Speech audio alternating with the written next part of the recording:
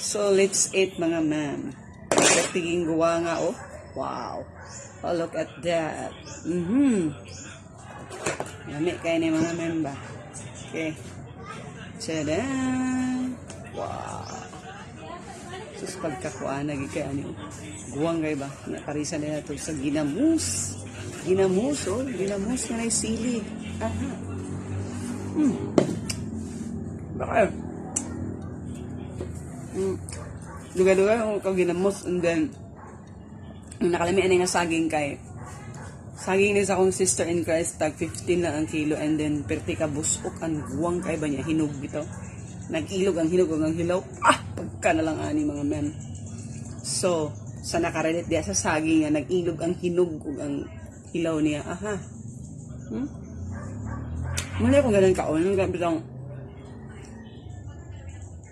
guwang gid kay siya, hinog as in hinog sa punuan man na ang pagkuan niya, ang pag gi-harvest siya, gituba siya nga kanang kuan ba, guwang gid ba. Ikaw sa gara man gud sa uban, kulang pa sa kaguwang, gatubaon na dahil kalburuhon kay need lagi sad og money manang usapod sa rason di nato makuan.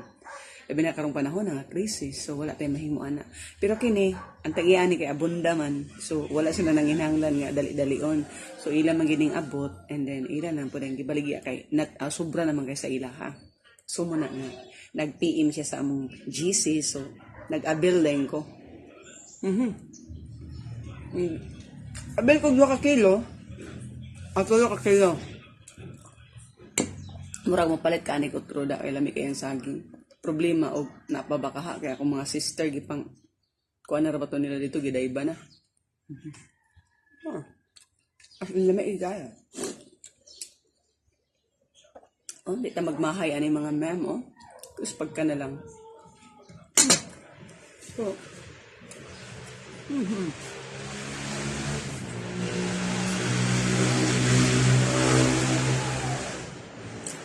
Pa-summer na gid mga ma'am. Berti na pong alimuta. Yan. Uy, ginoo ko. Murag, kung mahimo pa ka, tanan. Lami gid siya mga ma'am. Kay busko kay nga pagkahinagon, di ba? Tanawa, oh, look at that, oh. Oh, di ba? Lami kay siya yellow, as in yellow kayo. Sus niya. Pagkaon bitaw nimo kay lami biyagi ng saging nga guwang, no? Sus, nagplano ko mo palit og otro.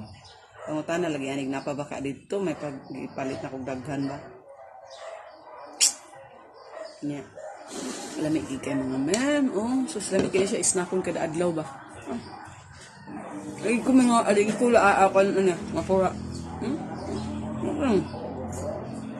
Yellow pa kayo.